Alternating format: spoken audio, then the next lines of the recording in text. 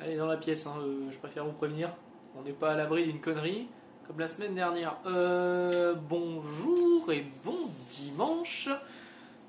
J'espère que tout va bien pour vous. Moi, la semaine était plutôt sympa. Ah, elle va déjà commencer à vouloir sortir, c'est quand même fou. Elle vient de rentrer. T'es pénible.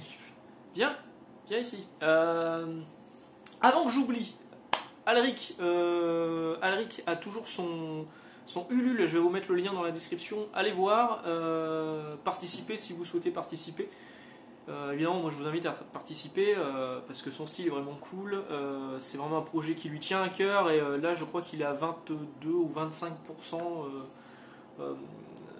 du taux de financement. Donc allez-y, soutenez Alric, c'est vraiment important pour lui. Voilà, voilà, femme fatiguée. Et voilà, donc qu'est-ce que je voulais vous dire aujourd'hui? Pas grand chose. Oui, j'ai travaillé cette semaine un petit peu, on prépare la réouverture mercredi prochain, le 19, de la librairie avec pas mal de changements, des mises en avant, des trucs collector qui sont toujours là, qui attendent l'arrivée. On a reçu les Panini à 5,99 €, histoire de pouvoir les mettre en avant bien correctement. Et en parlant de Panini à pas cher, je me suis procuré ça cette semaine, Strange Academy, je viens de le finir, je vous le recommande. À 10 balles, franchement ça vaut vraiment le coup. Humberto Ramos, il a jamais été aussi bon. Il est incroyable, il y a des planches qui sont vraiment mais magnifiques. L'histoire, c'est un peu l'école des X-Men pour les mutants, sauf que c'est pas les mutants, c'est des magiciens. Et c'est hyper classe. J'adore ce personnage-là, qui est là. Voilà, lui. Le fils de Dormammu, Doyle. Je le trouve absolument génial. Il y a beaucoup d'autres personnages, donc des mecs qui viennent de Asgard, une fée, une nana de la Nouvelle-Orléans, voilà. J'ai trouvé ça vraiment super. Donc les professeurs, vous les avez là. Il y a la sorcière rouge, il y a Magie, il y a même Shaman de la division Alpha. Vraiment, j'ai trouvé ça vraiment bien. Je lirai la suite avec grand plaisir en VO. Parce qu'à partir du tome 2, on va passer à du 17 ou 18 €. Là, 10 €, franchement, ça vaut le coup. L'édition, elle est vraiment correcte. Il n'y a pas de problème de traduction. Il y a même un moment où ils ont respecté le langage des jeunes en disant « Ouh là là, c'est le feu ». Et oui, les jeunes disent ça maintenant. Et vraiment, je vous le recommande chaudement. C'est scénarisé par Scotty Young et c'est dessiné par Humberto Ramos. Il y a plein de variantes de cover plutôt cool, dont une de Ryan Oatley, mais qui sont malheureusement en petits cases comme ça. Mais vraiment, j'ai adoré. Elle me fatigue. C'est des cartons vides, hein, c'est pas grave, hein, mais vous avez dû l'entendre. Hein. Et puis là, elle vient de courir de l'autre côté de la pièce. Les chiantes. Voilà. Sinon, je viens de passer chez mes camarades d'Astro. Donc en VF, j'ai acheté que ça cette semaine. Je suis passé chez mes camarades d'Astro là aujourd'hui, là au moment où j'enregistre, on est samedi, pour aller me procurer le X-Men Legends numéro 3 de Walt Simonson. Louis Simonson et Walt Simonson. Alors je suis pas méga fan de son trait, mais j'aimais bien les X-Factor de l'époque, et donc quand c'est sorti, je me suis dit je vais le prendre. Le 3 et le 4, ce sera sur les X-Factor de l'époque. Et le numéro 5 et 6, ce sera par Chris Claremont. Non, pas Chris Claremont, Peter David. Je crois que c'est Peter David. Et au dessin, je ne l'ai plus. Todd Knock, voilà, Todd Knock. C'est une des raisons aussi pour lesquelles je vais le prendre. Parce que j'aime beaucoup Todd Knock. Et en passant chez Astro, j'en ai profité aussi pour prendre les Non-Stop Spider-Man de Chris Bacalo et le scénariste Joe Kelly. J'ai pris les deux premiers qui viennent de sortir, le 3 est pas encore dispo. J'ai hésité, hein, la semaine dernière quand je suis passé chez Astro, j'ai hésité à les prendre, et puis bon, finalement je me suis dit allez vas-y, fais-toi plaisir. Voilà, je les ai pris, je vais les lire, si ça me plaît j'en ferai une vidéo, si ça me plaît pas j'en ferai une vidéo, on verra. D'ailleurs vous avez vu, hein, cette semaine il y a eu 2 vidéos qui ont popé comme ça à l'arrache. Vendredi soir il y a une vidéo sur le planning Panini de août et septembre. Et hier matin, vous aviez une vidéo sur le planning Panini de octobre et début novembre. Alors il y aura d'autres choses qui vont certainement s'ajouter par la suite. Mais voilà, si vous ne voulez pas louper les vidéos, je sais que j'aime pas trop dire ce genre de truc, mais dans ce cas-là, mettez la petite cloche. Parce que c'est vrai que là, j'avais pas prévu de faire ces vidéos-là. J'ai vu le planning, je me suis dit, allez, vas-y, j'ai pas envie d'attendre la semaine prochaine pour en parler, autant en parler tout de suite. Et puis donc mettez la petite cloche, au moins vous serez prévenu, abonnez-vous, abonnez-vous, mettez un pouce bleu, machin, YouTube. Voilà, voilà. Sinon, côté lecture aussi également, faut que je lise celui-ci. Voilà, Bucket List, 100 Bucket List of the Dead. C'est un manga sur un mec qui... Il y a une invasion de zombies et il veut réaliser 100... il a une liste de 100 choses à réaliser avant de devenir un zombie. Avant de mourir. Et le dessin m'a plutôt intrigué, je trouvais ça pas mal. Puis j'aime bien, de fait, dès qu'il y a des zombies, j'aime bien. Donc voilà, je vais pas chercher plus loin. Alors ne le cherchez pas, c'est pas encore disponible en librairie. C'est ce qu'on appelle chez nous un exemplaire promotionnel ou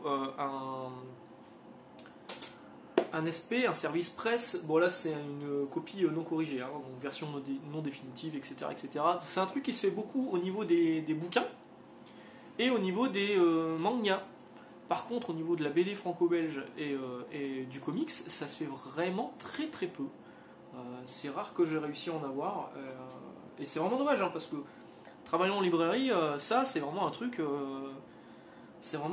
qui nous permet de savoir de quoi ça va parler et puis surtout de commander en conséquence. Si vraiment nous on a un coup de cœur dessus, on va le pousser, on va commander plus. Tiens d'ailleurs, en passant chez Astro, on m'a fait remarquer que Panini a effectivement sorti l'opération à 5,99€ dans les librairies où il y a 10 volumes. Panini propose aux librairies spécialisées d'avoir un box pour pouvoir les ranger dedans. Dans ce box, il y a 9 cases pour 10 titres. Ouais. Bah bravo. Les calculs sont pas bons, Kevin. Il y a un moment... on dirait que c'est... Parfois je parle du stagiaire de chez Urban, mais il doit avoir le même chez Panini qui s'occupe de ça, parce que c'est con. C'est con, les mecs ils font une belle PV, machin, tout, un vrai box pour mettre en avant les 10 titres de la collection, sauf qu'il n'y a que 9 cases pour en mettre 9. Voilà, voilà, voilà. Alors, sinon, côté jeux vidéo, bah, cette semaine j'ai fini Resident Evil 8 Village, que j'ai trouvé vraiment très très bon. Au début je me suis dit, je vois plein de mecs qui disaient ouais c'est un mélange entre le 7 et le 4, je me suis dit ouais ok c'est des mecs qui n'ont pas joué au 4. Et puis en fait si, il y a un petit peu du 4 dans l'ambiance. Il y a beaucoup du 7 évidemment, c'est un FPS hein, avec une vraie ambiance horrifique. Les démos ne sont pas très révélatrices parce que l'histoire du château avec la dame vampire, c'est une toute petite partie du jeu. Et il se passe plein de trucs encore derrière, notamment un passage qui fait penser un petit peu on va pas dire Silent Hill, mais un truc à Pity, à la démo Pity si vous avez connu, qui devait être l'annonce du renouveau de Silent Hill. Un truc un peu horrifique dans une maison avec des poupées. Vraiment c'était très très cool, j'ai adoré le faire, Margot m'a regardé y jouer, elle a bien aimé, et je l'ai fini à peu près 9h, et je serais pas à l'abri de refaire un run, parce que franchement je me suis régalé, il était vraiment cool, j'ai même préféré au 7. Hein.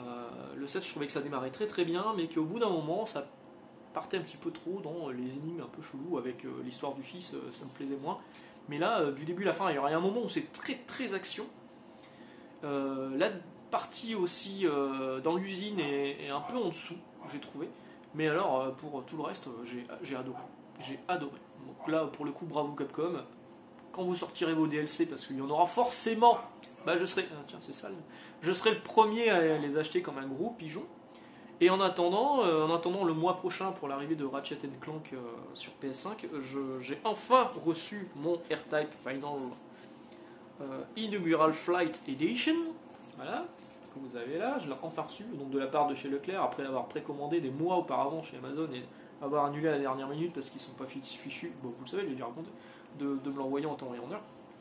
Bah là, je l'ai reçu en 2 jours de la part de Leclerc. Donc dans ce Inaugural Flight Edition, mis à part une boîte, et ils disent une boîte collector, hein, une boîte collector de mon cul, ouais. C'est une boîte en carton toute bête avec un espèce de truc là en papier. En fait, moi j'ai enlevé tout le plastique, mais si vous enlevez tout le plastique, ça tient plus. Il n'y a pas de scotch ni rien, c'est une feuille volante. Bon, bah, du coup, j'ai remis le plastique. À l'intérieur, vous avez l'OST, voilà, sur un CD. Pour les plus jeunes d'entre vous, ceci n'est pas un vinyle, c'est un compact disque qu'on peut mettre dans les autoradios des voitures qui ne sont pas juste équipées d'un lecteur Bluetooth ou d'une clé USB. Voilà, c'est un CD ça. Voilà, l'OST sur CD. Ce qu'on aurait pu appeler à l'époque, avant, il y a très longtemps, on avait des notices, bah, c'est l'équivalent d'une notice avec quelques interviews et quelques artworks du jeu. Bon, c'est un petit bonus, quoi. C'est un petit bonus. Et puis évidemment le jeu hein, sur PS4, sur lequel je joue, avec lequel je joue sur PS5 évidemment. La version Switch, faites gaffe parce qu'elle vraiment, elle est bien en dessous au niveau des FPS, c'est beaucoup moins fluide. Ça va, Mich? Tu veux dire bonjour? C'est beaucoup moins beau. Hop là! Oula! Bonjour. Ouh là là, côté maigrichonne. Je vous rassure, elle va bien en ce moment, elle sort beaucoup, elle fait beaucoup de conneries, hein, vous l'avez entendu. En ce moment, ça va. Elle essaie de nous piquer de la bouffe, alors qu'elle n'a pas tellement le droit. Mais ça va, donc là, tant mieux. Hein. Donc R-Type Final 2, un shmup à l'ambiance très lourde, qui est beaucoup plus lent que ce qu'on peut connaître sur certains autres titres, notamment chez Keg. C'est pas du tout, hein, faut pas vous attendre à un Danmaku comme on appelle ça. C'est vraiment beaucoup plus lent dans le gameplay. Et il y a beaucoup de gens qui ont reproché au jeu d'être finalement pas si terrible, mais franchement, moi je le trouve bien. Alors après, c'est vrai que c'est pas le meilleur épisode d'R-Type, hein, mais ça fait du bien d'avoir ce genre de shmup différent. Dans toutes les sorties shmupesques, parce que mine de rien, il y en a beaucoup. Elle est en train de sauter sur la poignée, viens ici, non? Bon. Et du coup, ouais, c'est vraiment cool. Ne le prenez pas sur Switch, prenez-le plutôt sur PS4. Et puis voilà, c'est un. Ce qui est un peu la honte, c'est que le jeu propose 7 niveaux et il y a déjà un DLC, un Season Pass à 20 balles pour 6 niveaux supplémentaires que vous pouvez acheter. Non, attendez, 4, 7 niveaux supplémentaires. Vous pouvez les acheter séparément à 6,99€ pour 2 niveaux, puis après le dernier DLC fera 3 niveaux, ou prendre le Season Pass à 19,99€. Je ne l'ai pas encore pris, mais je sais que je vais le prendre comme un gros pigeon. Voilà. Sinon, à part ça, je reviens. Je vais la faire sortir parce que là, je voudrais vous annoncer un truc de façon plus calme. J'arrive. Profitez, hein, profitez de regarder la bibliothèque du coup.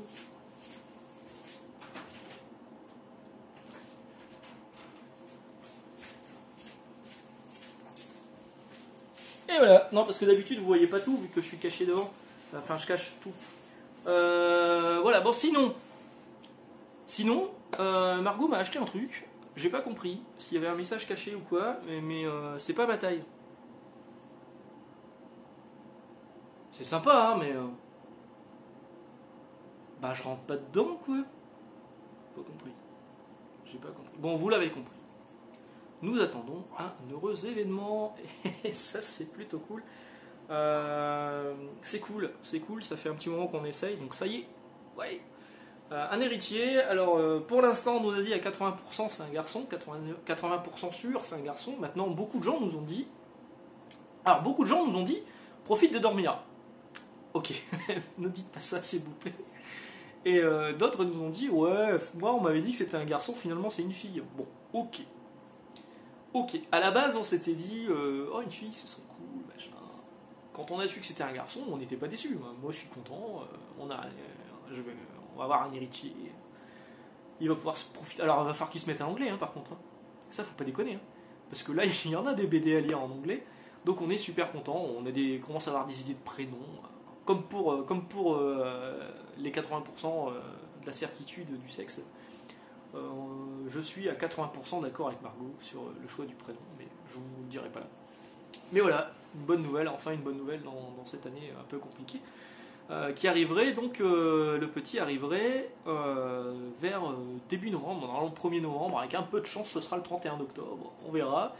Et puis voilà, je vais vous laisser sur cette nouvelle, vous en faites ce que vous voulez, et puis je vous dis à très bientôt, un excellent dimanche, d'excellentes lectures, et bonne continuation à mardi. Ciao.